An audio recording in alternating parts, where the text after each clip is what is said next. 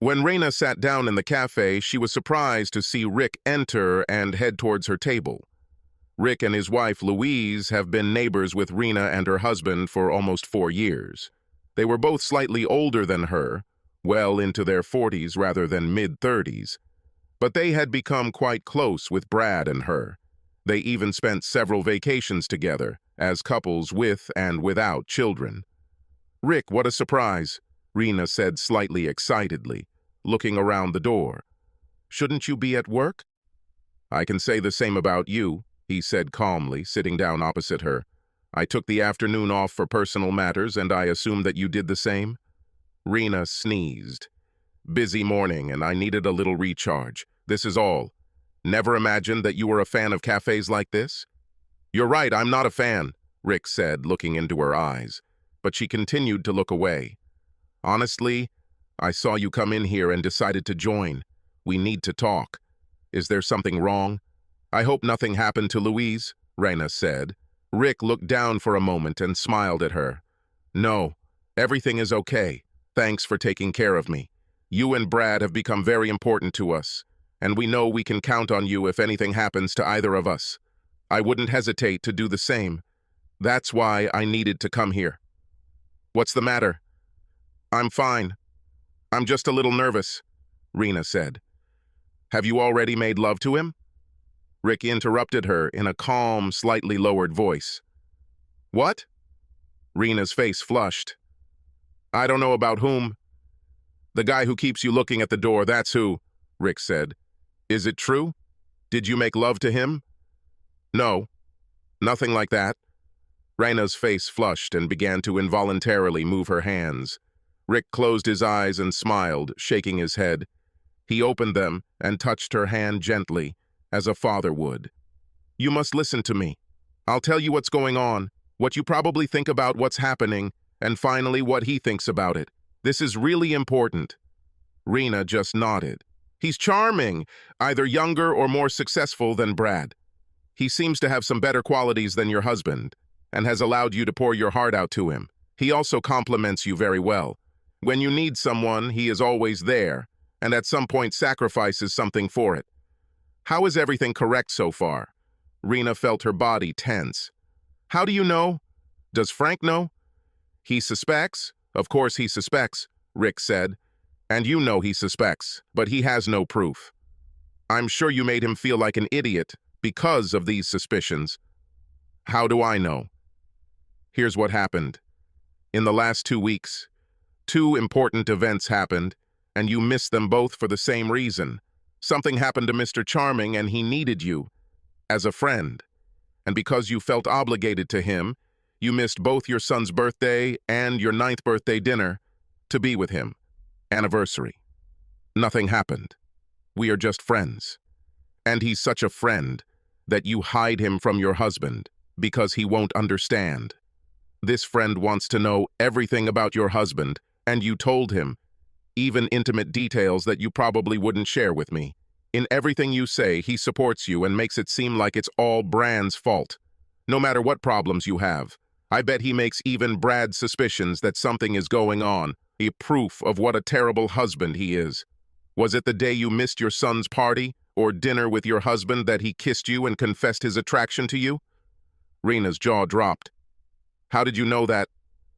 "When?" She lowered her head and her hand shook a little. "When I missed our anniversary. He was depressed because his old friend died. It just happened." Rick nodded. "So, here's an honest look at what happened. From your defensive behavior and the fact that you're sitting here right now waiting for him, I think it went a little further than just a kiss. No romantic relationship, but you've gone far enough that if you caught Brad doing the same thing, you'd consider it cheating. However, you think it's partly Brad's fault because he's not the husband you want. As Mr. Charm kindly points out, he is just a friend, giving you what you think you don't get at home. Still, you're attracted to him and slightly excited by his attention, but you don't plan on crossing that line. You've probably convinced yourself that you haven't done it yet, but Bob out most of you already feels guilty and hopes Brad never finds out about this. Are you going to tell him?" Rena asked. "So, you admit that I've been right so far?" Rick clarified. I must say that I guess about your feelings, it's easier to predict actions. We slept together, but I couldn't get over it, Raina said, her eyes watering. He understood everything and just hugged me while we slept. We did some things, but kept our clothes on, mostly. Brad was acting so stupid and I was angry and drunk. And you pretty much proved him right, Rick said. No, I won't tell Brad any of this, but he'll figure it out on his own. Okay, now here's what he thinks about what's going on. Mr. Charming sees an attractive woman who is busy. He sees vulnerabilities that he can use to manipulate her. Reed? No. Rena shuddered, but Rick stopped her with a calm gesture of his hand. Mr. Charm knows this because he has experience in this matter. Sorry for the bad cliché, but this is not his first rodeo. See, you believe that you are his target. You're not stupid enough to not realize that he's been wanting to sleep with you since you started dating him behind your husband's back. Charm makes you think it's all about something special between you and provides what your husband is missing. And Charm tried damn hard to point out everything your husband was missing. That's because it's not about you, it's about Brad. Charm gets the thrill of knowing he's going to take something away from Brad. That's why he convinced you to skip two very important events to show that he meant more to you than Brad. It was no coincidence that the death of a friend and whatever other crisis occurred at the exact same time that you missed both events. Brad's birthday is in 3 weeks, and something is bound to happen that will change all your plans because it has to do with Brad. He won't do that? Rick raised an eyebrow. You were in the arms of Mr. Charming while your husband waited in the restaurant for an hour before you finally texted him that you weren't coming. Why did you stay late at work for a friend who got food poisoning? I wasn't even creative enough to say the name. Probably so Brad wouldn't be able to check. So now you are waiting for Mr. Charm. Skipping work. You showed your current priorities. And of course, they are not your marriage. He wants me, Rena said. That's all.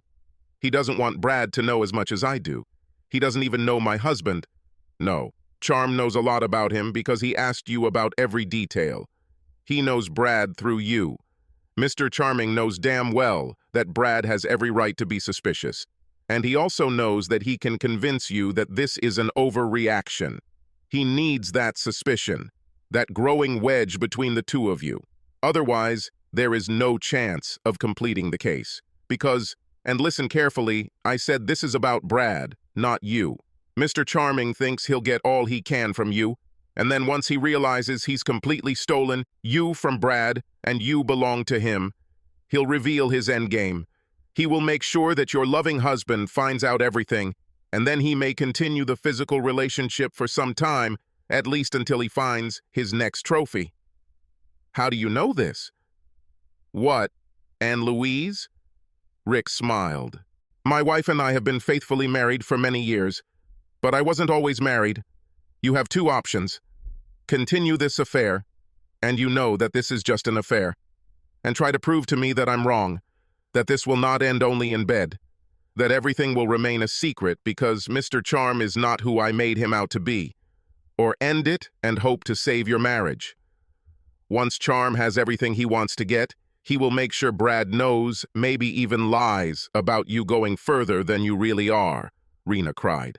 Please, I can't. Brad can't find out. Rick walked up to her, hugged her reassuringly, and whispered in her ear, Then don't do anything, not even kiss anyone on the cheek without your husband's knowledge. Otherwise, I'm damn sure he'll find out. Rena, is this person upsetting you? A voice came from behind them. Rick turned around and saw a young guy, tall and slender, with a huge beard. Well, you must be Reed, and I must be Brad. Rick extended his hand for a handshake, and the other man slowly did the same. He grabbed Reed's hand and squeezed hard. Rick pulled him closer to whisper in his ear, twisting one of his fingers. Listen to me, you vomit. You will throw a scandal, and this finger will be broken. You won't talk to my wife. You won't talk about my wife, or I'll kill you. You are not her husband, Reed said with pain in his voice. Who are you?